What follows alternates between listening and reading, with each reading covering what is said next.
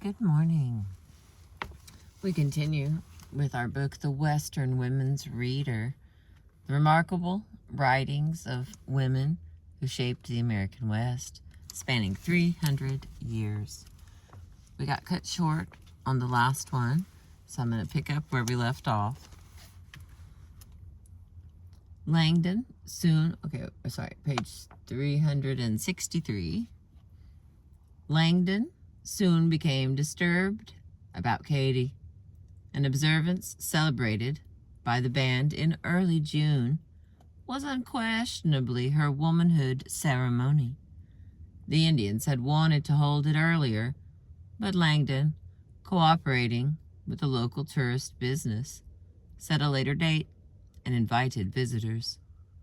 About 300 spectators joined the excursion, arriving on 2 steamers from Pensacola the evening of June 10th. They thought they were seeing a corn dance designed to keep evil spirits from damaging the crops, a custom foreign to Apache practice. But in spite of his gross misinterpretation, the reporting journalist unwittingly gave a clear description of the puberty rites. Well, go back there, Punkanity. What are you doing? Go on back there. I made beds for you everywhere. It's water that I didn't get you, huh? Boy, a face is worth 1,000 words. Can you hang on just a minute? Because I don't know where your bowl is. I thought you were going to be okay for a minute. We do the same thing. I don't appreciate your hot stare. You can wait just a minute. Oh, don't do that. I love you too so much. All right. My main fan. He's got a glare, I tell you. I can't see it. I just take a picture of it. Oh, my baby. Okay. I'm a lordy. Okay, back to the point this morning. It's beautiful. There's all kinds of birds. People are hunting, so they're shooting ducks here and there. It's been quite a squirrel sort of morning. Okay.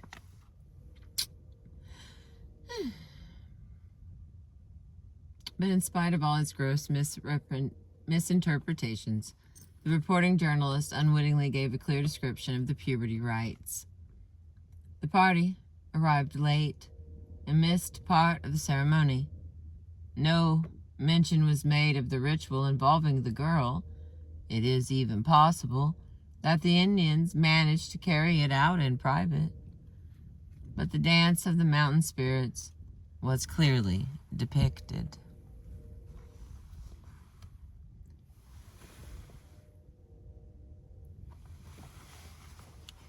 A huge fire was blazing in the center of the parade ground, so that even the interior of the extensive old fortress was lighted. A large buffalo robe had been placed on the ground with the skin side up, and Geronimo, Niche, and about 8 other men with switches in their hands formed a circle around it. In front of one of the men was a rude drum.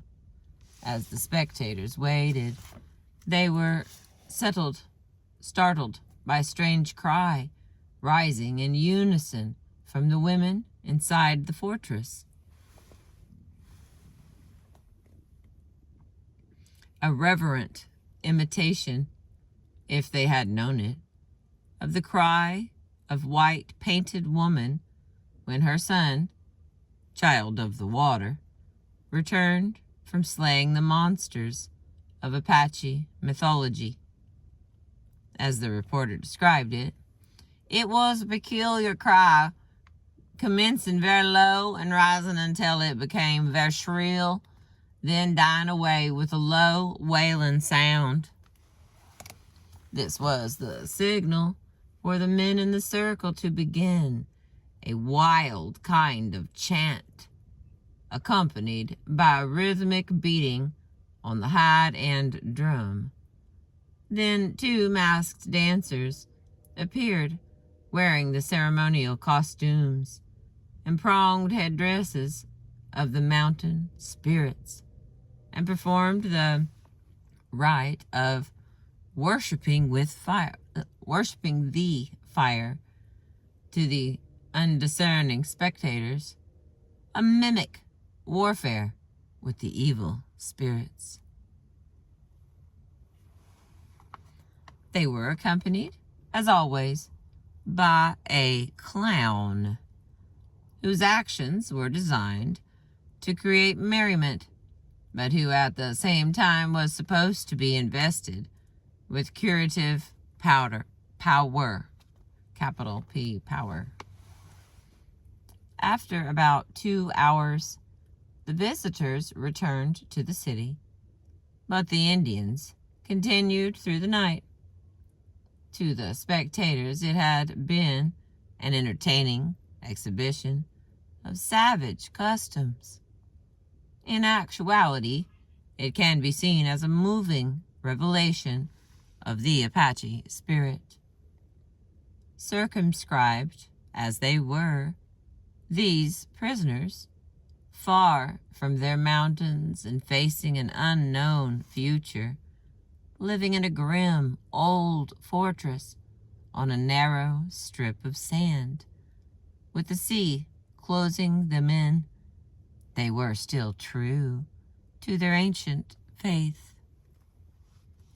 As for Katie, she was now eligible for marriage, although Langdon did not report his making an exhibit of the prisoners. He expressed his concern about her in the interest of morality. He stated that Anandia, who is living in the fort with his present wife, wants to marry Katie, and her people, these would include Hanlona's relatives and Naishe's family, are said to be not averse to the marriage, so-called. After a year of struggle with official regulations, he succeeded in sending her to Carlisle. She arrived on April 22nd, 1888, and died a year later on May 27th, 1889. Eventually, the 4 young warriors were also sent to Carlisle: Ira Gosso, Chapo Geronimo, Eli Hanlona, and Calvin Zahani. Entered the school on July 8th, 1888. With them was Hanlona's young brother, who was enrolled as Bruce Patterson. He remained there until 1898, when, having developed tuberculosis, he was transferred to the Indian Service School at Albuquerque in the hope that the change of climate would benefit him. But he died there after slightly more than a month from a hemorrhage of the lungs at about the age of 17. 3 of the 4 young warriors were also to succumb to the tuberculosis that lay in wait for them at Carlisle. Hanlona was to die at the school. Gosso was to end his life while working on a Pennsylvania farm during vacation. And Chapo Geronimo was to rejoin his band to die with his family. 5 out of 6 was an unusually high death rate, even for Apache youths at Carlisle. But at Fort Pickens, the prisoners, including the children, continued in good health. The post surgeon visited them at least twice a week and found few cases of illness. There was one exception. Geronimo's wife, Shagha, had been very ill when she came, and she never recovered her health. She did die on September 28. Geronimo and a few other Indians were permitted to accompany the body across the strait to Fort Buranacas, where it was buried in the Post Cemetery. The cause of her death was ascribed in a current news account to Bright's disease, but the cemetery records show it to have been pneumonia. In June, a woman who may have been Shagha had been reported as ill with cold or rheumatism in the chest. It seems probable that she had become infected with tuberculosis at Fort Marion. Hers was the only death that occurred during the entire period at Fort Pickens.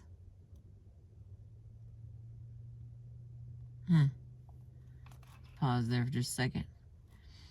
Finally, the War Department decided to remove this party also to Mount Vernon Barracks. On May 13th, 1888, they were taken across the bay to Pensacola and placed on the train. They reached their destination on the same day, leaving the train at the railway station in the small town of Mount Vernon, 1/2 mile from the military post. Thus, they got their first view of the locality that was to become drearily familiar to them in the ensuing years. The post was built on a ridge in a location considered healthful. Its buildings, constructed in the 1830s, were of brick, and it was enclosed by a massive brick wall.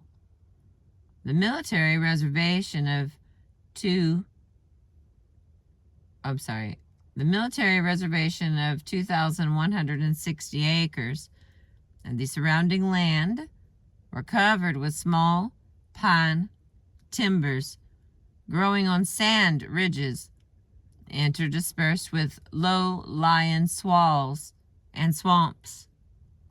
The soil was unsuited for agriculture, and the region was sparsely populated, with here and there a log cabin occupied by a poor white or black family, supported by working at a sawmill or by gathering turpentine. The newly arrived prisoners, with Geronimo leading, were taken up the hill to the post. There, in front of one of the gates of the barracks wall, they were grouped, sitting on their baggage, awaiting orders and looking down on the village that had been built to house their compatriots. For some obscure reason, these friends and relatives had not come out to meet them. This may have been a formal decision. Sam Kenoy remembered a council in which some members, blaming the holdout band for their own plight, objected to their return. But this tribal division, if it occurred, was soon to disappear. At the time, Geronimo advanced a few steps and surveyed the encampment. Not a soul was in sight. Finally, a woman emerged from a distant dwelling and came towards him with slow steps and bowed head. It was his daughter, Donce. Still following Apache convention, he appeared to be oblivious to her approach. But when she came close, her feelings overcame her. She ran to him, threw her arms around his neck, and burst into wild weeping. Not a muscle of his face relaxed, but his emotions must have been as deep as hers. Other reunions as keenly felt took place throughout the group, except for the exiled youths at Carlisle. The band was one, but the years ahead would be bleak. All right. Well, that was very interesting to me. And that was Angie Debo, D-E-B-O, or Debo. And still the waters run. Geronimo's Friend. Chronicles of Oklahoma 66. Written in summer of 1988. Against Great Odds, The Life of Angie Debo. Alright, let's see how long the next lady is.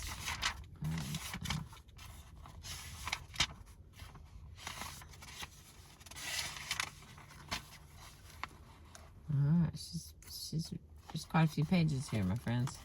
Let's see what we can do, because that sun is coming to see me. Wink its little eye at me. Actually, it brings warmth.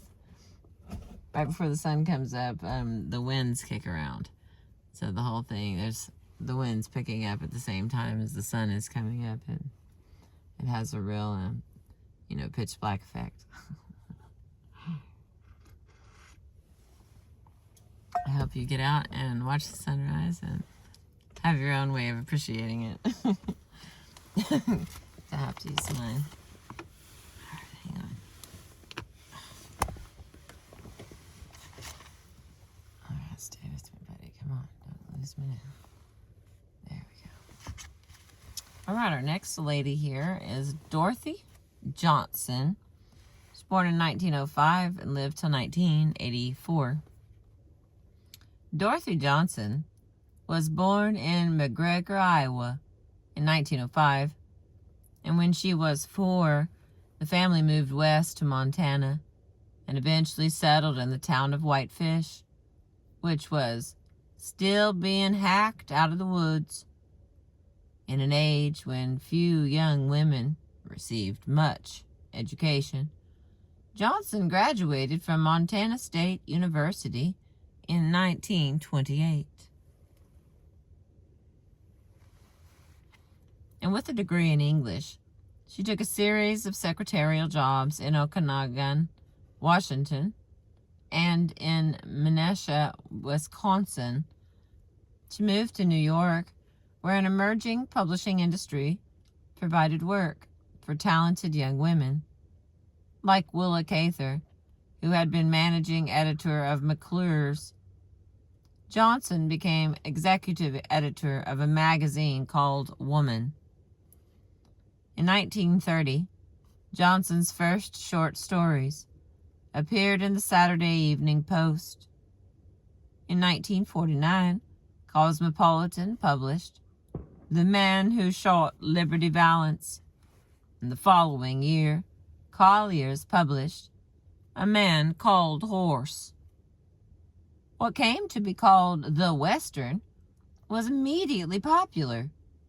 Warner Brothers filmed her novel, The Hanging Tree, in 1957, and Johnson became a screenwriter when Liberty Valance and Horse were made into Western films. Johnson's picture of Indian life was more historically accurate than that which usually filled the pages of pulp fiction.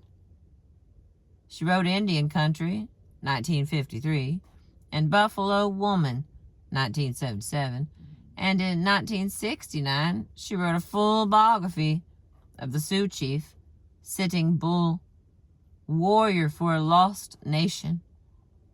Dorothy Johnson's book told readers who were willing to listen that Native Americans were neither savages nor varmints, that these same men were careworn leaders of their people, family men, who held the lives of their wives and children in their hands. She was one of the few whites to be made an honorary member of the Blackfeet tribe. In the last decade of her life, she taught journalism at the University of Montana in Missoula, living there until her death in 1984. In the next chapter, excerpted here,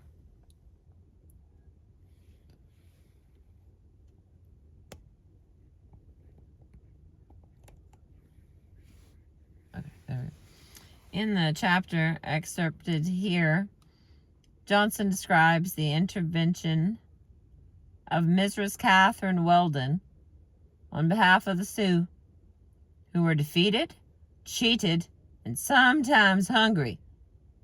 Like Helen Hunt Jackson, Mrs. Weldon had as little success with the army as Jackson had with congressmen. But the excerpt adds a fillip and sneering newspaper headline suggesting that a white woman who defends a red man must be deranged or sexually perverse. The detail recalls newspapers' derision of the efforts of the Indian Defense Association in 1923, alleging that a member of that association, Mabel Dodge Luhan, was Bohemia's queen who married an Indian chief. Mrs. Weldon packed her bags and went home to Brooklyn, but Dorothy Johnson fought back in the ways she could by writing Sitting Bull into the American canon of heroes. Here's Dorothy Johnson writing from Warrior for a Lost Nation, a biography of Sitting Bull, 1969. So this is her reply to the ugliness of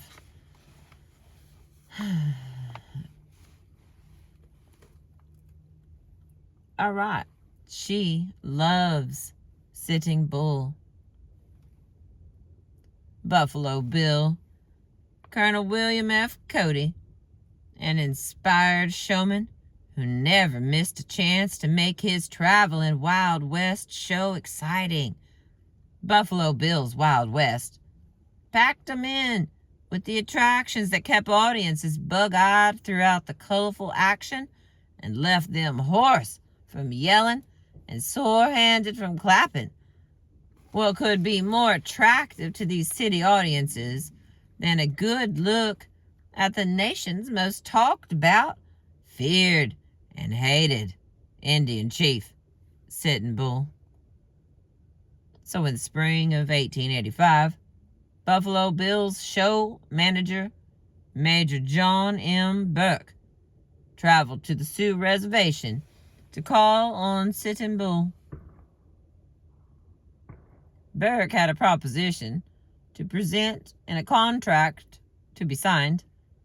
Would Sitting Bull travel with the Wild West show for 4 months? Burke offered him $50 a week. 5 other hunk-of-papa men would get $25 a month. 3 women would receive $15 a month, and an interpreter would be paid $60. After considerable discussion, Sitting Bull agreed, if the contract included a clause that he insisted upon. He would have the sole right to sell his autograph and copies of his picture. In his dealings with white men, he had come to understand the use of money. The Indians joined the show in Buffalo, New York, on June 12th. Buffalo Bill's publicity, shouting that Sitting Bull was the chief who had been responsible for the massacre of the 7th Cavalry at the Little Bighorn, Gaudy posters claimed that he had personally scalped General Custer. He hadn't. Custer was not scalped, and to this day nobody even knows who killed him. Sitting Bull was exhibited at the shows, riding around the arena in a buggy, while 10,000 people in the audience jeered at him as Custer's murderer. He didn't understand English, but he knew the sound of hatred. Probably the only thing that kept him from canceling his contract then and there was an exhibition of sharpshooting by a girl named Annie Oakley. She was a marvel. She shot and shattered glass balls as they were thrown into the air. Riding a buckskin pony, she snatched a pistol from the ground, fired 3 times, and broke 3 targets. Sitting Bull cheered wildly, along with everybody else. He adopted her as his daughter and gave her a Sioux name that translates as Little Straight Shooter or Little Sure Shot. She was indeed little, 5 feet tall, weighing 98 pounds. Annie Oakley's fame grew because of Sitting Bull's admiration for her skill. Buffalo Bill's publicity releases said that the Hunkapapa Chief had joined the show because Little Sure Shot was in it. This wasn't true, but it made a good story. This was a wild, exciting show with Annie Oakley shooting Indians and cowboys and buckskin-clad frontiersmen riding madly, and Buffalo Bill himself reenacting a famous fight he had with an Indian named Yellow Hand. Newspapers gave the Wild West show plenty of publicity. The Boston Transcript called Sitting Bull sedentary Taurus, and a reporter said he looked something like Daniel Webster. The show went on to Montreal, where it had a wild welcome. Canadian audiences did not jeer at Sitting Bull. To them he seemed a wise man, for he had taken refuge in their country when the United States Army had harassed him. Reporters kept asking him about the Custer fight. He told one of them, at least the reporter said he did, "Nobody knows who killed Custer. Everybody fired at him. Custer was a brave warrior, but he made a mistake. The Indians honored him and did not scalp him. I fought for my people. My people said I was right. I will answer for the dead of my people. Let the palefaces do the same on their side."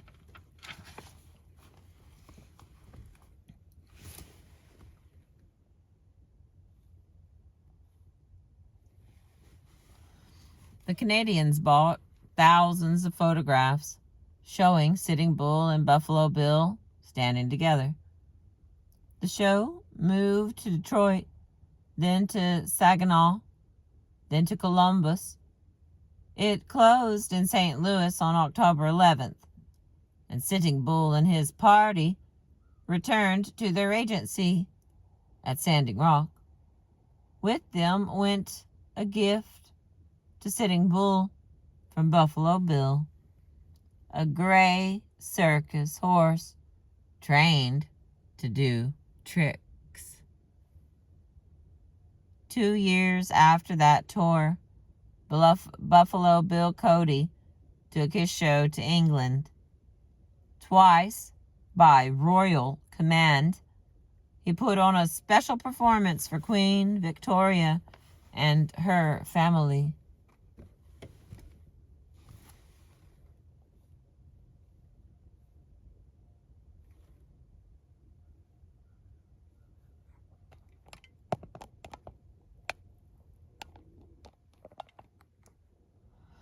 Okay. Oh no.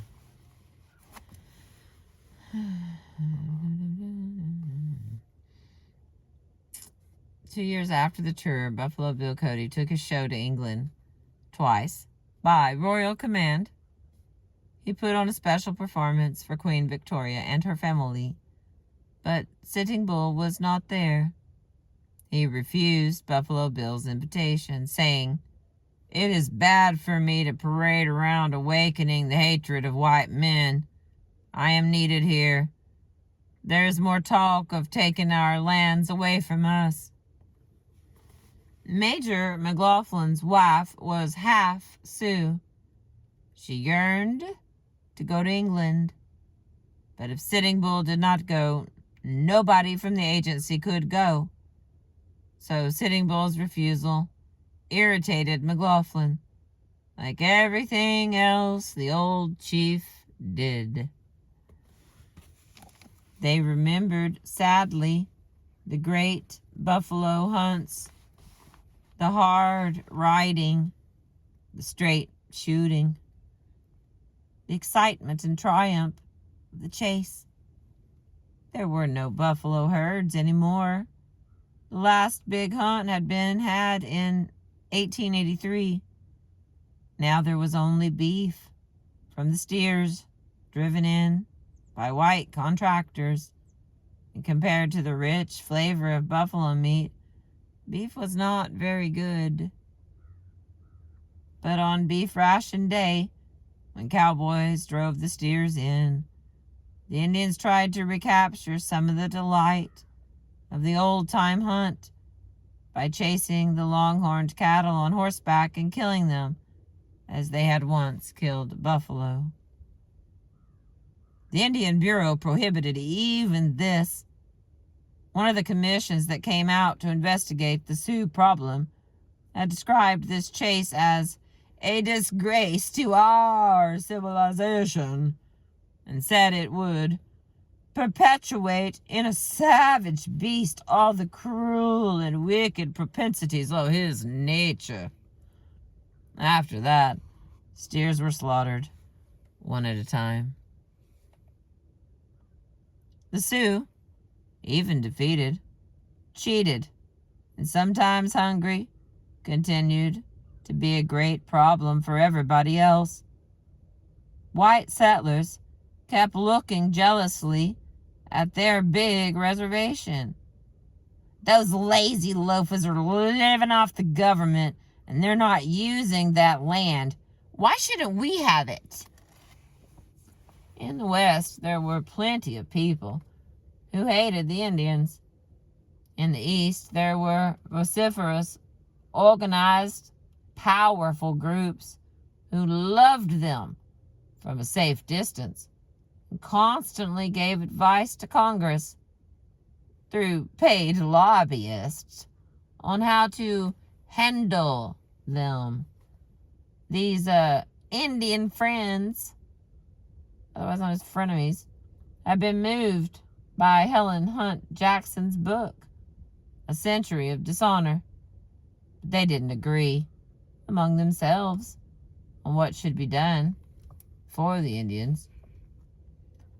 Former Minister Dr. T.A. Bland, founder of the National Indian Defense Association, went west to visit Red Cloud, Oglala's chief at the Pine Ridge Agency, and was stopped cold.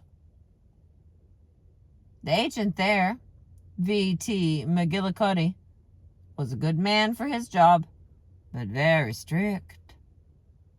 Nobody could set foot on his reservation without his consent, and he had signs posted all over ordering visitors to get permission from him. Dr. Bland saw the signs, but he had permission from the Secretary of the Interior, who was McGillicuddy's supervisor, to visit Red Cloud. Intending to call on the agent very soon, Bland went into an eating place and ordered a meal. Before he had finished it, McGillicuddy came in and ordered him off the reservation. Dr. Bland went indignantly back to Washington and published in his Society's magazine, The Council Fire, a statement that McGillicuddy was one of the corrupt Indian agents. This caused a nationwide sensation and plenty of hard feelings, but it didn't do the Sioux any good. White men continued to demand the land that was supposed to belong to the Sioux forever. Congress passed a law in 1887, the Dawes Act, that was supposed to satisfy both the whites and the Indians. Under this law, Sioux families could own land allotments individually instead as part of the tribe. When all the Indians had chosen their land, the government would buy the rest, some 9 million acres, from the tribe for 50 cents an acre and open it up to homesteading by white farmers. But under the Treaty of 1868, the Dawes Act could not take effect until 3/4 of the adult Indian men agreed to the idea. A tough Army officer, Captain Richard Henry Pratt, headed a commission that visited the Sioux in 1888 to talk them into signing. They had no reason to love Captain Pratt.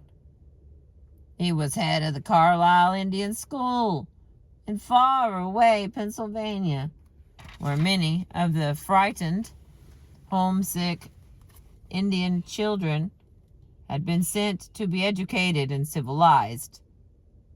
He ran the school as if the children were budding criminals.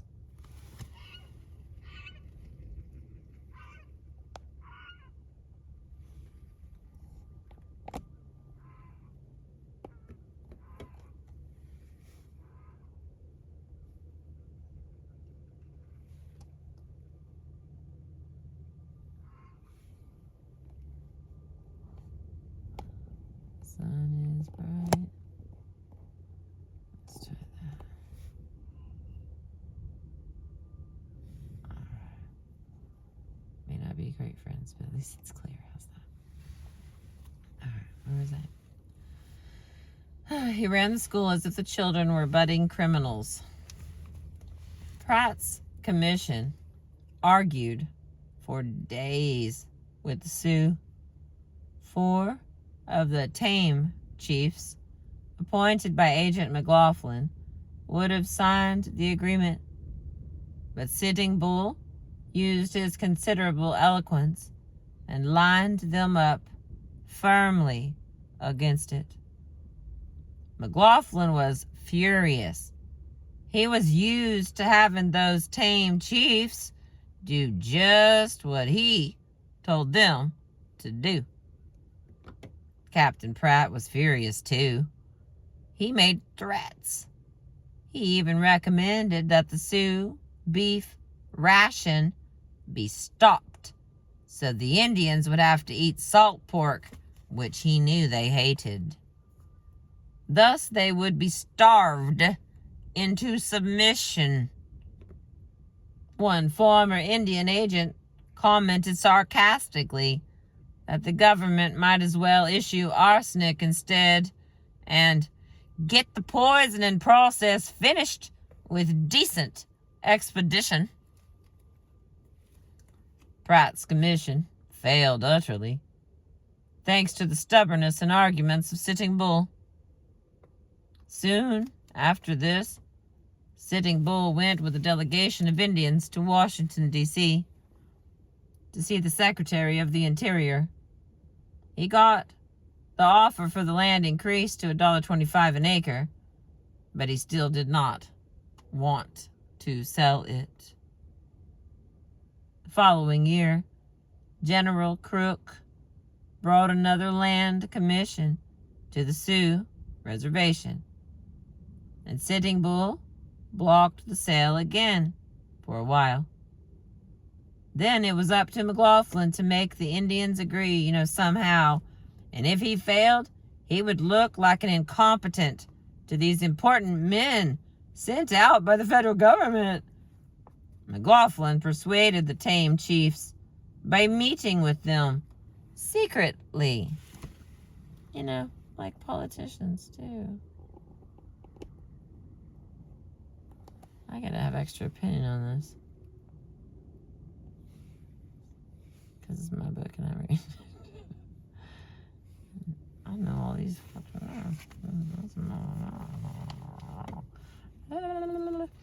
Alright. Then it was up to McLaughlin to make the Indians agree, somehow. If he failed, he would look like an incompetent to these important men sent out by the federal government. McLaughlin persuaded the tame chiefs by meeting with them secretly. When the time came for the public signing, Sitting Bull arrived late. Not to sign, but to try again to stop the docile, confused chiefs. He had just heard that this ceremony was planned. McLaughlin had kept him in the dark about it. The Indians became panicky in the midst of confusion and veiled threats from the commission. Enough Sioux men finally signed the agreement to make it legal. The Great Sioux Reservation was broken apart. The commissioners hadn't been gone for 2 weeks when the beef ration at all the Sioux agencies was brutally reduced. This was no fault of the commission. It was due to an economy move by Congress. But the Sioux, who had refused to sign, blamed those who had agreed. You can never trust a white man, they said. You should know that. You're fools. Fools. Someone asked Sitting Bull how the Indians felt about the land cession, and he replied bitterly, Indians, there are no Indians left but me. Sitting Bull, of course, signed no agreements with the white men, while the Indians on his reservation were gathered for talks with General Crook. Sitting Bull used to ride around the camp circle in the evening singing, The tribe named me, so in courage I shall live. He wore a bunch of buffalo hair, painted red, fastened to one side of his head, in memory of a time when buffalo were plentiful. Another song that he used to sing in those days, remembering when his people were happy, was this: A warrior I have been, now it is all over. I have a hard time. Arguments about the land cession didn't all take place in Dakota Territory. The, Indian friends back east argued too. All but one of these organizations favored the agreement with the idealistic reasoning that if every Sioux family had to settle down and farm its own 160 acres, all the Sioux would become civilized in a hurry. Dr. Bland's National Indian Defense Association disagreed with this theory. Wild people needed time, they believed. They should not be hurried into a shockingly unfamiliar way of living. The NIDA fought the land grab with all its power and considerable money. Dr. Bland had informative circulars printed up in English type, but in the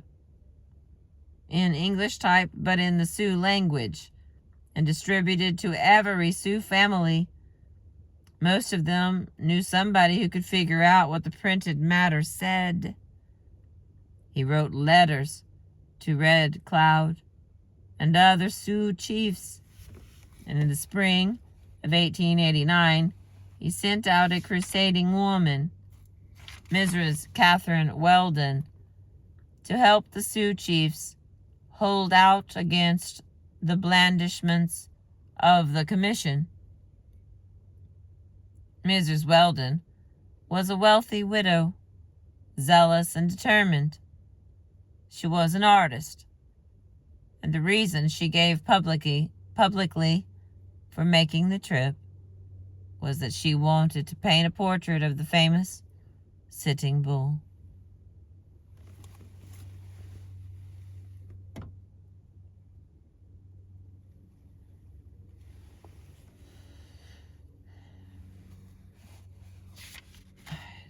Two pages left. Let me get another drink here. My Lord, do I feel thirsty.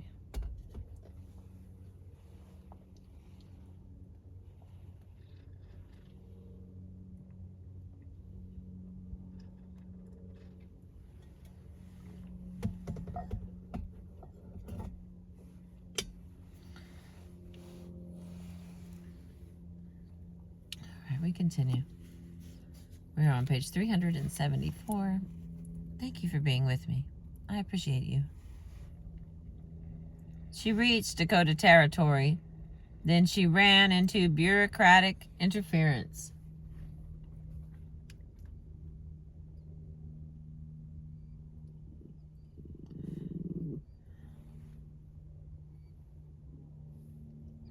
A letter she wrote to Red Cloud never reached the old Oglala chief. It came into the hands of Agent McLaughlin instead.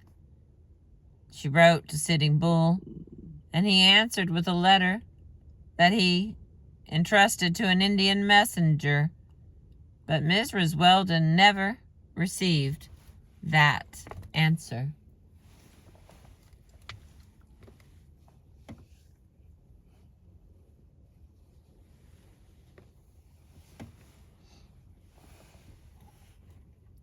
It was easy for the agents to pry into the personal affairs of their charges, because the Sioux had to have their letters written and read by educated young Indians. Many of these people were convinced that it was to their advantage to cooperate with the agents. Finally, some letters got through the agency blockade, and Mrs. Weldon waited at Standing Rock Agency for Sitting Bull to meet her. He had been sick, and he was in mourning for the death of his daughter he loved. But he drove a team and wagon 40 miles over rough country to talk with this white woman, stranger. While Mrs. Weldon waited, Major McLaughlin came along, started a conversation with her, and began to make derisive remarks about Sitting Bull. Mrs. Weldon had not even mentioned the old chief. Oh, but Agent McLaughlin had been reading other people's mail. He told Mrs. Weldon that Sitting Bull was a coward, selfish, nobody's friend, of no importance, and a heavy burden on the younger Sioux, who were more progressive. Progressive was the word used to describe Indians who did just what the agent wanted them to do. It was never used in connection with Sitting Bull. McLaughlin also brought Dr. Bland, head of the NIDA, into the conversation, remarking that he had no influence or standing at the agency. Mrs. Weldon hadn't even mentioned him. She took an immediate dislike to McLaughlin. When Sitting Bull arrived, Mrs. Weldon went with him, bag and baggage, to his camp on Grand River. She lived in his cabin with his 2 wives, helped with the housework, painted his portrait, and, fulfilling her major purpose, acted as his secretary, writing letters to help him in his effort to keep the Sioux lands for the Sioux. The white men who detested Sitting Bull attacked Mrs. Weldon with lies and slander. A sneering news story in the Bismarck Daily Tribune for July 2nd in 1889 was headed, "She loves Sitting Bull. A New Jersey widow falls victim to Sitting Bull's charms." Okay, now stand back there. Do not try to come back. Stay back there then. All your little acrobats with your tiny little legs. Dog. Standing on stuff. Look at you. My goodness. Just can't trust a tiny dog. Having their own thoughts. Oh my goodness. Okay, so here we go. They wrote this stuff in the Bismarck Daily Tribune for July 2nd. This is the drama from 1889. It said, "She loves Sitting Bull. A New Jersey widow falls victim to Sitting Bull's charms." Mrs. Weldon was justifiably furious. She was sure that Major McLaughlin was responsible for the lie, but she was determined to block the land grab. She suggested that Sitting Bull and his wives go with her to the other Sioux agencies to talk to the Indian leaders there. He agreed, but Major McLaughlin did not. Sitting Bull, like other Indians, could not leave his own area without a pass, and the agent would not issue one. He gave the excuse that the chief's signature might be needed on important documents. Furthermore, McLaughlin wouldn't even let Mrs. Weldon travel alone. She might not be safe, he said. Mrs. Weldon lost her temper. She asked with bitter sarcasm, "Are you afraid of a woman and a woman's influence?" She threatened to report McLaughlin to Washington. Then she indignantly marched out of his office.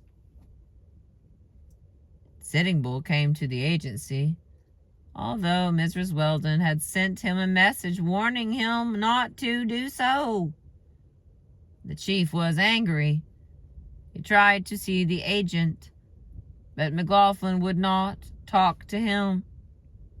Instead, he sent another man who walked Sitting Bull over to the guardhouse and hinted that he might be sent to the penitentiary. Because probably he intended to kidnap Mrs. Weldon. Sitting Bull indignantly replied that he looked on her as his own daughter. Mrs. Weldon gave up and went home to Brooklyn, and the newspapers near the reservation published more sneering stories about her.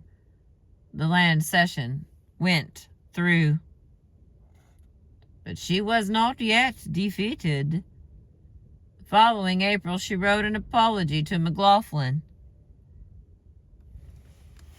Here it is, some of it quoted. You will doubtless be surprised to receive a letter from me after our not very amicable conversations. ... And indeed it is with reluctance that I humble myself to address you, knowing that you cannot feel friendly disposed toward me. ... Even enemies can act magnanimously toward each other, and I hope you will extend to me the courtesy of a gentleman to a lady. ... It has been my intention to spend the rest of my life in Dakota, among or near my Indian friends. But she didn't accept too much humiliation. She remarked sarcastically, "It is such a brave, noble deed for a strong, powerful man, created to protect women, to trample upon, to annihilate woman." Mrs. Weldon planned to build a house and to give instruction in useful domestic accomplishments to Indian women and girls. McLaughlin didn't try to block her visit to Sitting Bull this time. Again, she moved in with his family. This time she brought along her only child, a boy named Christy, not quite 14. She studied the Sioux language and earned an honorable Sioux name, which she treasured: Woman Walking Ahead. But she moved into a situation that was building up to tragedy, for this was the year 1890, when a strange religion known as ghost dance was rampant among the desperate, bewildered Sioux.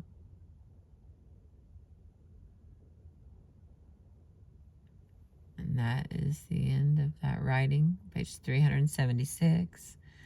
Some further readings by Dorothy M. Johnson. It's When You and I Were Young. Whitefish, Montana Historical Society Press, 1997.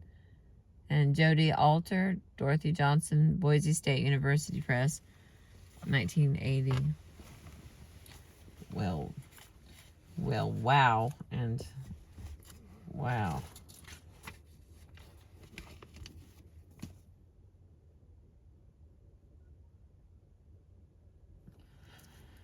Okay.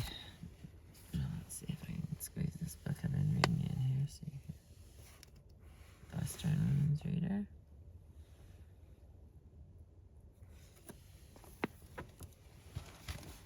Thank you for being with me.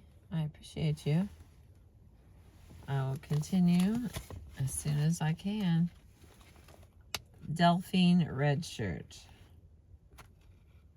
is the next one that I'll read just about, and we have a little bit more than a third of the book left, so I will continue to entertain you. I appreciate you. Thank you for being with me.